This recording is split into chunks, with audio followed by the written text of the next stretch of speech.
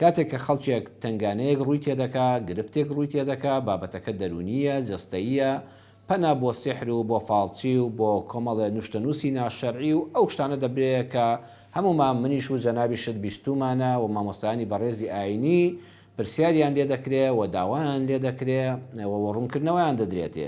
لە خزمەت قورئانی پڕبەرەکەت و بەخششدا باسی ئەوە دەکەین کە خوای پەروەردگار ڕێنماییمان دەکا کاتێک کە دەرگاکانی ژیان بە ڕووماندا داخران، کاتێک کە خەڵکی پشتیان تێکردین، پەروەردگار لە سوورەتی ئەتەوبە ئایەتی 129 دەفەرمێ فەئین تەوەلەو، ئەگەر جارلێن فەرموو فەئیذا تەوەلەو، فەئین تەوەلەو ئەگەر، یعنی وا مەزانە بەردەوام پێشبینی خراپت هەبێ. ئەگەر قورئان دوو شە بەکاردێنێ، ئین لەگەڵ ئیذادا.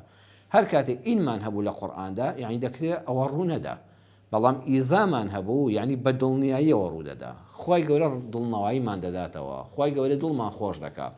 پێمان دەفەرمێ ئەی مرۆڤەکان، ئەی بەندەکانم، ئەی موسڵمانان ئیمانداران، وا گەشببینانە بڕوان نەژیان کە تووشی ناڕەحەتی نابن، تووشی گرفت نابن.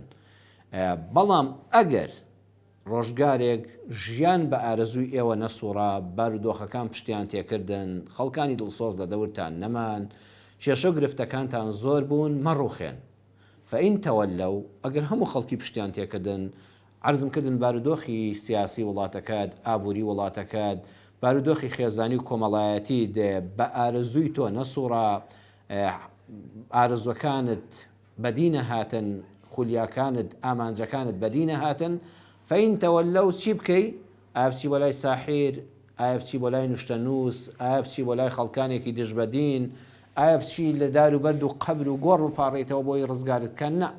فەئین تەوەلەو فەقول حەسبی الله، ئەو کاتە تۆ لە ناخی دڵتەوەوە فەقول بڵێ بە ئیمانەوە بڵێ حەسبی الله، من ئەڵڵام بەسە، لا ئیلاهە ئیلا هووە، من بڕیارم داوە هیچ پەرستراوێک نییە لە ئەرز و ئاسماندا، لە کەون و کائیناتدا شایەنی پەرستن بێ ئیلا ئەڵڵا نەبێ، ئیلا هووە، ئیلا خۆی نەبێ.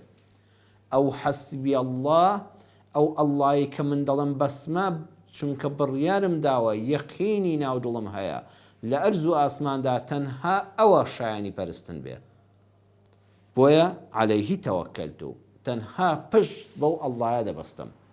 لێرەدا نافەرمێت تەوەکەلتو عەلەیهی، عەلەیهی تەوەکەلتو یعنی بۆ حەسرە، یعنی پشت بە هیچ شتێکی تر نابەستم.